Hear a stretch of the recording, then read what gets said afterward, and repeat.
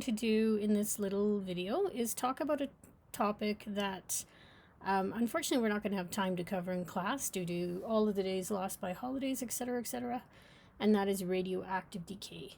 Now, fortunately, it is built on some of our foundational knowledge from, like, seriously, the first day of class, and that is isotopes. We talked about for example, how an isotope is simply a different version of an element, and it varies in terms of its mass, which is dependent on a variable number of neutrons in its nucleus. So, for example, if we remind ourselves of two common isotopes of carbon, this is what we're looking at here. Now, the bottom number you can see is the same on each. Ooh, smiley face. And that is because that is the number of protons in the nucleus. Now, the number of protons, just to remind you, is what determines the identity of the element. So anything with 6 protons in the nucleus is carbon for sure. Now, the top number varies, and that top number is both protons and neutrons together. So in this case, if we have 6 protons down here, then we must also have 6 neutrons up here to give us that 12. The other isotope of carbon has 6 protons, of course, and that means the top number is going to be 6 protons plus, in this case, now we have 8 neutrons to give us that 14. So hopefully that's a quick reminder of our complete atomic symbol that we learned way back when. So top number, neutrons and protons. Bottom number is protons alone. So when we have radioactive decay, what we're going to do is look at an element, whatever isotope it happens to be, but we're going to look at an element that is unstable. And if it is unstable, it is a very unhappy little atom. It does not like to be unstable. It wants to be perfectly stable in terms of its energy, in terms of its oscillation / vibration, that kind of thing. So let's have a quick look. So here we go, and there's that key word there. Radioactive decay occurs when unstable elements decay spontaneously. So decay, of course, means breaks down. Releasing either alpha particles, beta particles, or gamma rays. So these are 3 different types of decay that we're looking at here: alpha decay, beta decay, or gamma decay. And we'll have a quick look at each. Now, where would the fun be if we didn't subcategorize those? So beta actually has 2 subcategories: beta positive and beta negative decay. So a quick reminder of something that I hope very much looks familiar to you. First of all, we have a magnetic field on the screen here. They're X's, so the cat is walking away from you, or as it says here slightly more genteelly, into the page. Now here we have a radioactive source. Now the radioactive source is going to emit these, whoops, can't see yellow on white like that. Is going to emit these particles in a straight line velocity, so it's interacting with the field perpendicularly. And you can even use your hand rules now to determine the charge on each. So thumb is your velocity, your fingers point down into the page for your field, and you can see that your right hand describes the alpha particle, and your left hand describes the deflection of the beta particle. That means, of course, that your alpha particle is positive and your beta particle is negative. Interesting. Let's have a look at what this means. First of all, what the heck is an alpha particle? We've talked about them before, but we haven't really had a chance to use them much other than projecting them into parallel plate capacitors and that kind of thing. So the symbol here, alpha, it's kind of squashed. We kind of draw it like that, a little more stretched out. But an alpha particle is actually the nuclei of helium atoms. Now, a helium atom has 2 electrons orbiting around the nucleus. The nucleus is, I'm just coloring it in there. And so the nuclei means that we've gotten rid of those electrons. Okay? So this is our helium notation, a complete atomic notation. And that means it has 2 protons in the nucleus and then an extra 2 neutrons to give us 4 on top. Now, if we've ejected the electrons, if they've been stripped away, then that means we're down a -2, which means we have a +2 charge. Now, here's an example of an alpha decay. We're going to talk about this a little more on the next slide. So just to get us oriented, what we're looking at here is the alpha decay of uranium-238. Uranium is the element, 238 is the isotope. Okay, let's have a look. So just in case you noticed it on the previous slide, as I said, we're going to go through this, but just in case you've noticed this on the previous slide, we often abbreviate this to be 42 alpha. And so if you see this, or even sometimes with a 2+ up here, it means an alpha particle, it means a helium nucleus. So either notation is accepted. Being lazy, scientists tend to choose this one, it's quicker to write. Okay, alpha particles decay. Alpha particle decay, that shouldn't be an S there, is when an unstable element emits an alpha particle. What happened there? Because the emission of an alpha particle involves the loss of protons, okay, and it's coming up soon here, so no worries, but if you just have a quick look here, if we eject this from the nucleus of an element, I'm going to be losing 2 protons. If I lose 2 protons, then I'm no longer the same element that I used to be. For example, oh my gosh, this is so sticky today. Here's our uranium-238. Now I'm going to eject an alpha particle. So it's almost like I'm taking this and subtracting from it the alpha particle. So here, this top number I'm going to -4 from. The bottom number I'm going to -2 from. Now if I subtract 2 from the bottom number, that means I have lost 2 protons, given them away to an alpha particle, is what I've done. But uranium itself has lost 2 protons and turned into thorium-9, or with 90 protons in its nucleus. Now I've also lost, in addition to those 2 protons, remember this top number is protons plus neutrons. So I've also lost 2 neutrons as well from my uranium.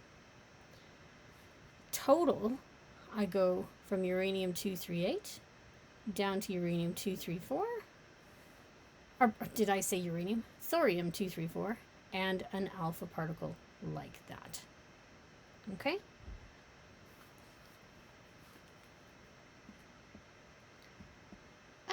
Important to note that even though I have essentially subtracted the alpha particle from the original element, the total number of nucleons remains constant.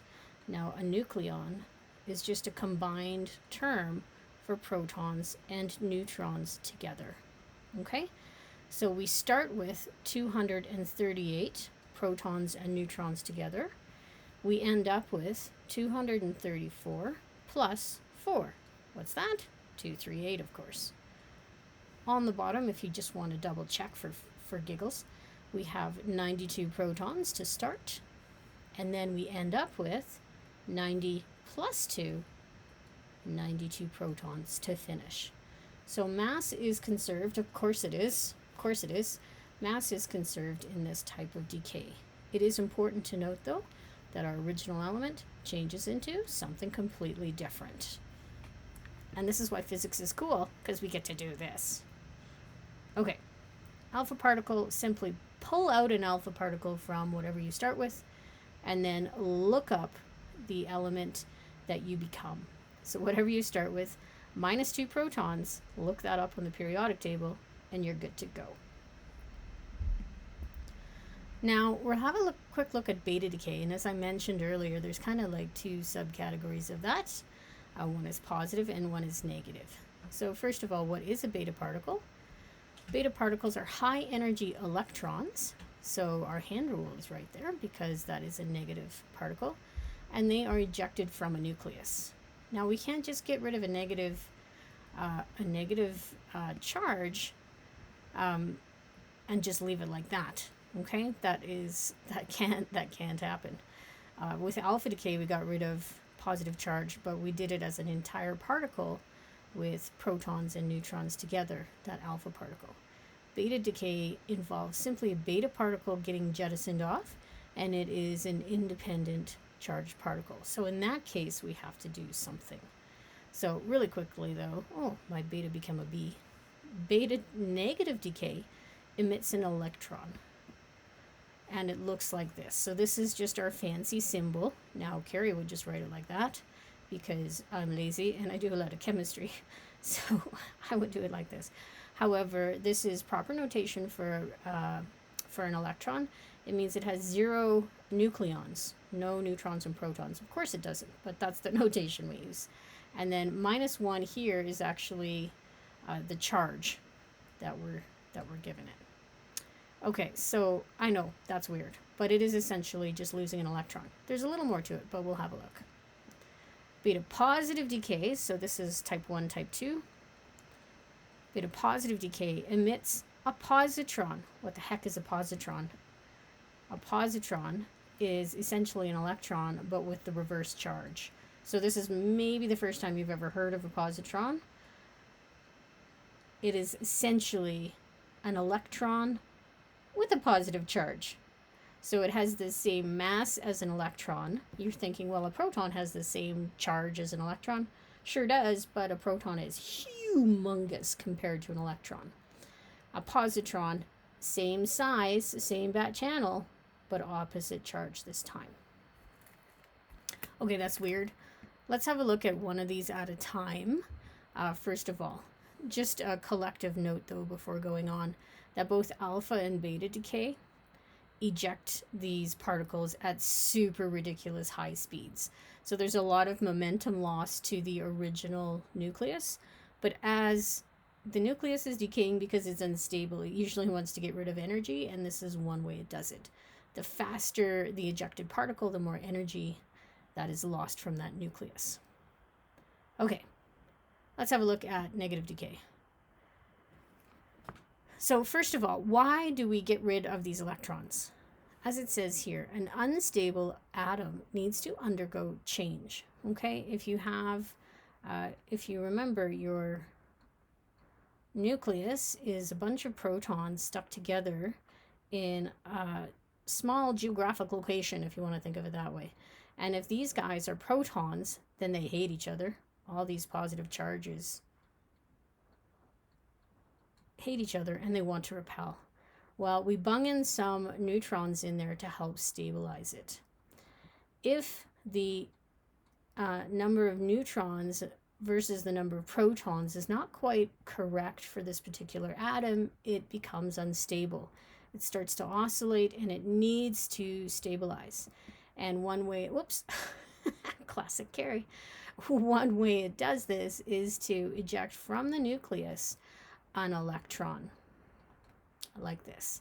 So negative decay is a negative electron. And we do this is weird, okay? This is weird. We do this by taking a neutron and turning it into a proton.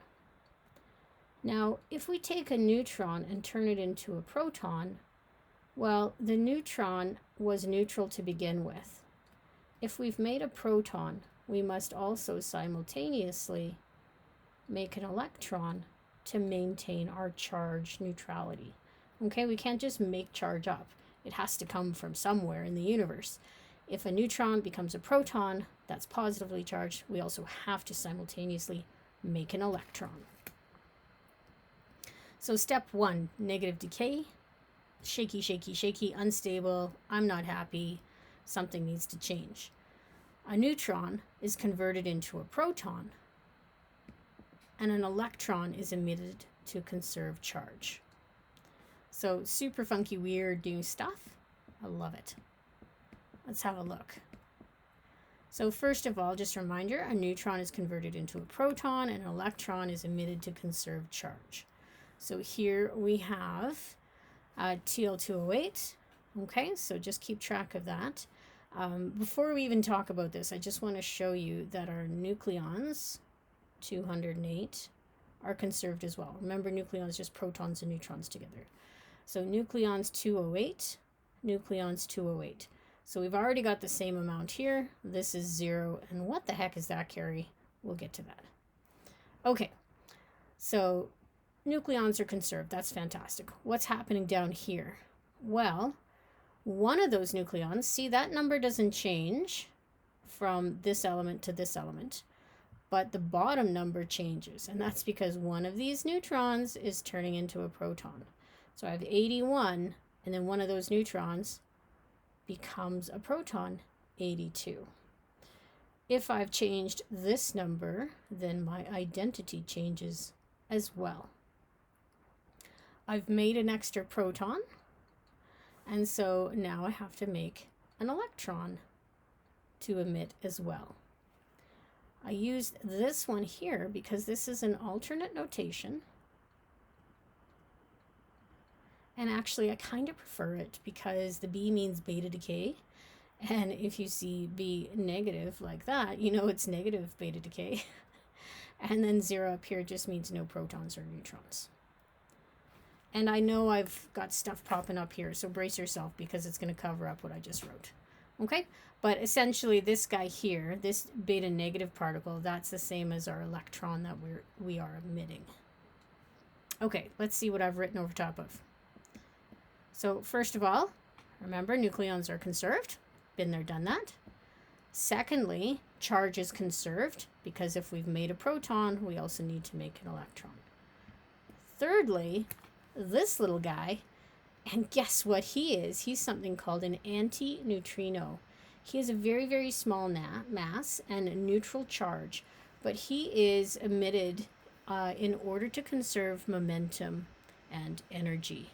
So, for example, if this is my atom that undergoes negative decay and it ejects an electron like that, there goes my electron, then it's going to also eject an antineutrino in order to conserve momentum. Okay, so he's not like that guy in space who opens the Coke can and the pressure release causes him to zip off. So he's doing this, and he'll also do this, and then momentum is conserved.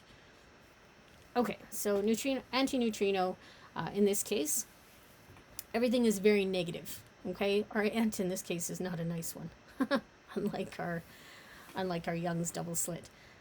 So again, nucleons are conserved. A proton is formed, a baby proton is formed, and an electron is formed simultaneously. There's our weird notation, number 2, for our electron. Okay. Well, let's have a look at beta positive decay now. Now, a reminder that beta positive, we talked about that on the intro slide. I'm just turning it into a beta there. That B bothers me. Beta positive decay released that positron, and that was weird. That was our positively charged electron. What the heck? But that's what it's called. Of course, we have different notation as well. So the same thing we can write like the other one, +1 this time. So it's that says +1, believe it or not. So +1 beta particle. Okay. So what's different with beta positive decay? Well, other way around now. Now I'm taking a proton and converting it into a neutron. Now if I take a proton and convert it into a neutron, I have this excess positive energy. Where the heck does it go? Okay? Well, it goes off as that beta positive particle. So that beta positive particle helps us to balance our charge for us, and we'll also see that energy and momentum are conserved here as well. So let's have a look. Oh, here's an old friend, good old nitrogen, nitrogen 13. And we're going to, this time, observe, first of all, nucleons are conserved again. 13 protons and neutrons total. 13 protons and neutrons total. Down here, though, we see the number of protons decreases. So we go from 7 down to 6. We're using up a proton and making a neutron. We know we're making a neutron because that total number up here doesn't change. Okay, so in this case, lost a proton means change in identity, and our nitrogen decays into carbon. Charge is conserved by our positron. Positive electron. Positron sounds like something sci-fi made up, but anyways. And then this guy here is a neutrino. So not an antineutrino, but a neutrino. An antineutrino is a longer name, and an antineutrino has a line on top. So the longer name has a line on top. That's how I remember. And my aging brain needs all of these tricks to kind of connect us with things like that.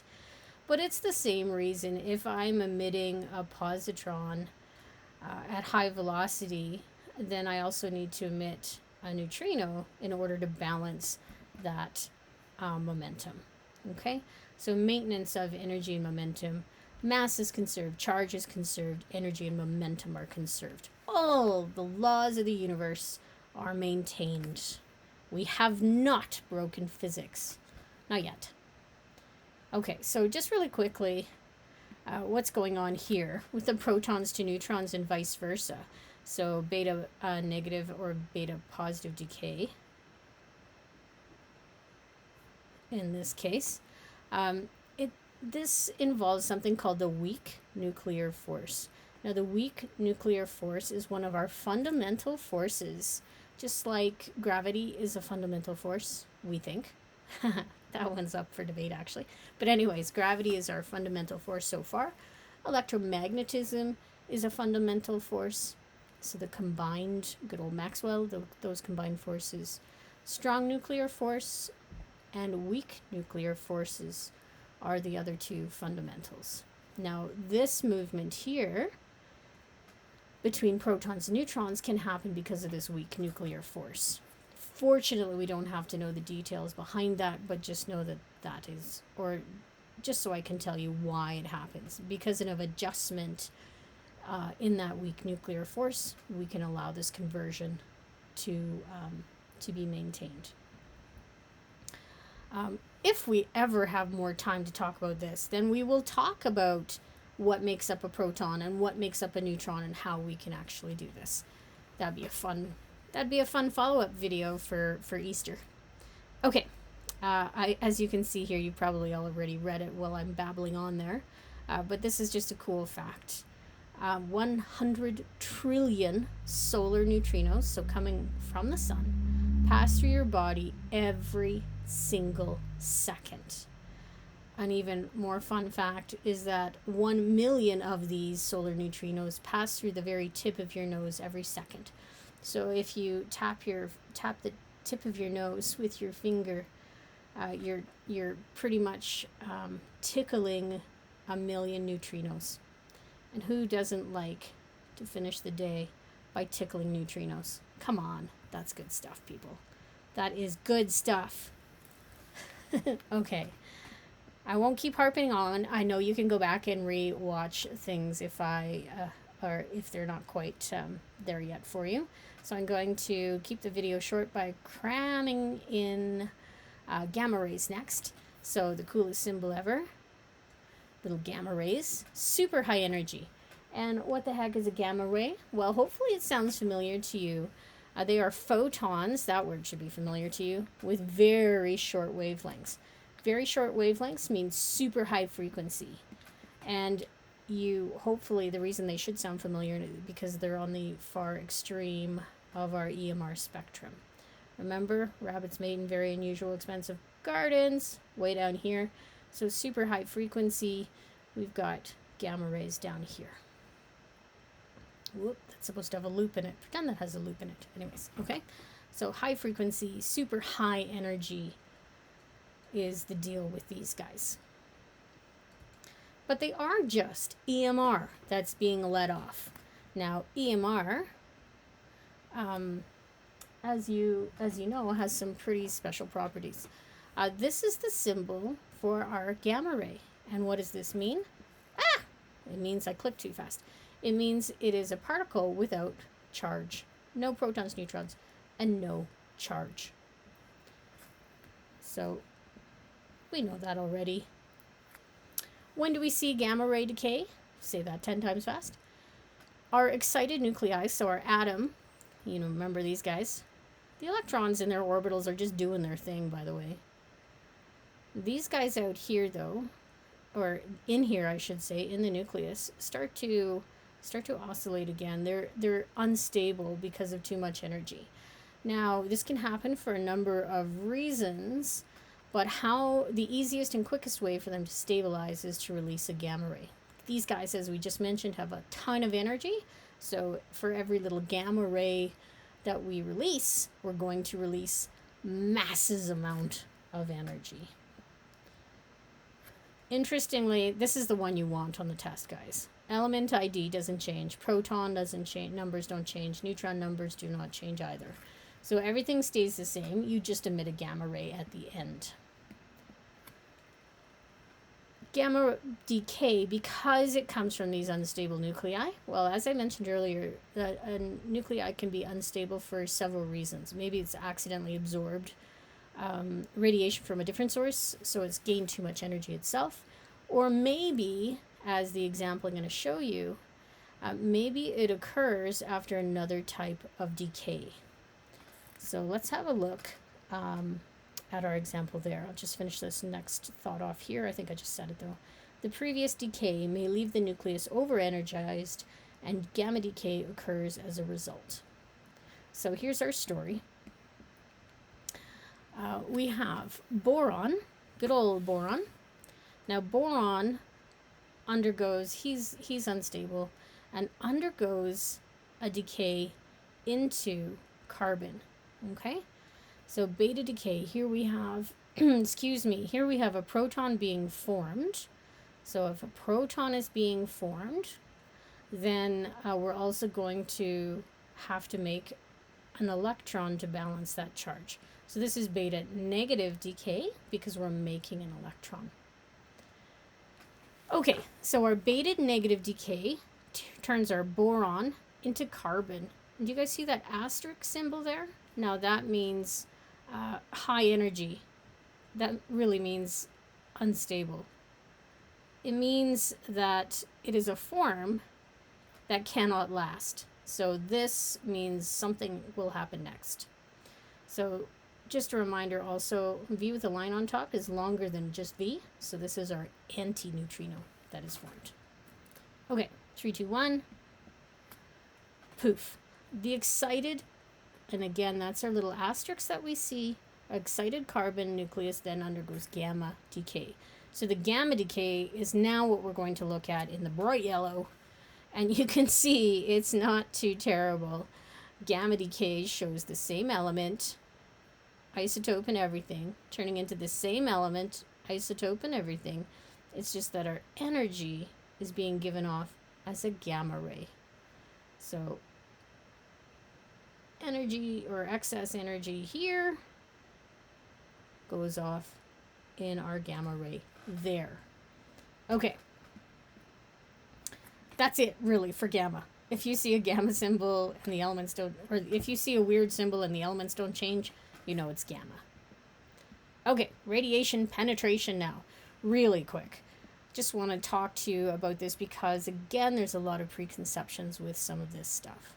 Alpha particles, they're helium nuclei. They're actually massive, so they're super heavy. In terms of subatomic particles, they're super heavy. Let me just clarify that. And because of their large mass, they can actually be stopped very easily by colliding them with a piece of paper, even a few centimeters of air, or or the classic, if you must wear it, people, know that you're blocking alpha particles, the tinfoil hat. Okay, so alpha particles, big and heavy, they stop soon. Beta particles, they're smaller mass, right? The mass of an electron. So they're a smaller mass, so they can actually travel a few meters in air. So if something's emitting beta radiation, we want to make sure that you're in the next room, at least from that. Gamma rays, well, these are the high energy ones, and they're teensy weensy weensy. They're just photons that are traveling through air, those little photons that are a wave or a particle, whichever. And they can penetrate several centimeters of lead. Okay, several centimeters of lead, which we know as the number one radiation blocker that we can easily access. Undisturbed, they can travel 2 kilometers in Earth atmosphere type of air. So these ones, yikes, those are a little scarier. And this is just a picture from the text that I pulled off to show you this. Okay, so there's our alpha being stopped by paper. Our beta can be stopped by skin, but let's not have too much exposure. Medical x-ray, of course, goes right through us and through wood, but it'll stop by cement. Gamma ray goes through everything, but it will eventually. So cement, something like cement, something thick enough like lead, for example, if it's thick enough, will actually stop a gamma ray. So they don't go on forever by any means. But neutrons are so tiny, they zip through practically everything. And these are the ones that the analogy of them going through part of the earth, this is part of the earth, is that it would essentially be like them when they hit the surface of the earth. It would be like you walking through a fog. The particles of the earth itself are so far apart for a neutron that it really doesn't slow them down at all. So that's pretty cool. Anyways, that's it for radiation penetration. The last thing I want to show you is a radioactive decay series. These look so confusing, but I promise they're actually not too terrible. They can be arranged a couple of different ways. This one, for example, is arranged according to atomic mass number, and that means protons plus neutrons. Okay? And then on the bottom here, it's relative to the atomic number, which is protons only. So if it, as I say, if it looks a little scary, then let's just have a look at what we've got to start. So the intersection, this top blue dot here, is uranium. It has 92 protons, that goes down here, and it has a total protons and neutrons together, like that, 238. Now it's going to undergo a decay. So this red line or red arrow here indicates decay. So it's going to turn into this, which is, follow that down, thorium 90. So th, and then 90 is the protons, and then on the top 234, like that. And here we can see a difference of 4. Here we can see a difference of 2. So what kind of decay is this? It's alpha decay, because we've lost an alpha particle. Now I know some of you are like, well, Carrie, we could also just look at the key here, and it says alpha decay is the red arrows, boom, like that. Absolutely, you can do that. Just showing you that even though it looks complicated, it's really what we just talked about.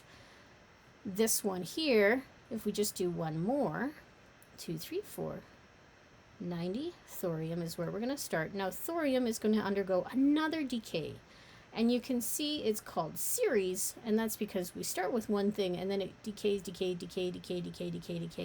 or maybe it decays this way, so this means alternate pathways down here. Okay, so it's called a series because one thing decays many times.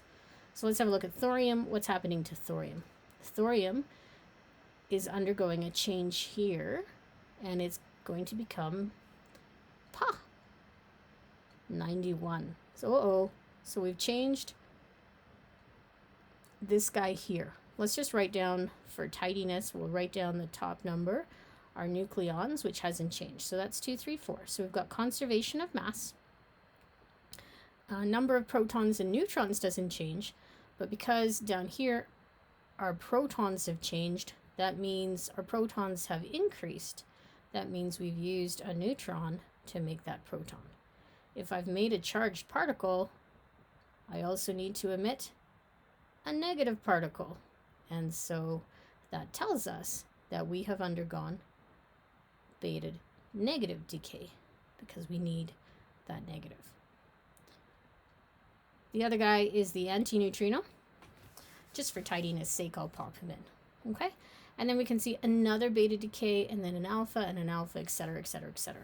These things are really cool to work through. And as I said, when you get down here, you can see that sometimes we're now polonium. So sometimes polonium will alpha decay and sometimes it will beta decay, and etc., etc., etc. So there's lots of options here. And you can see we go all the way from uranium with 92 protons, decay all the way down as far maybe as mercury with 80 protons. So we've lost 12 protons in this decay series. That's insane.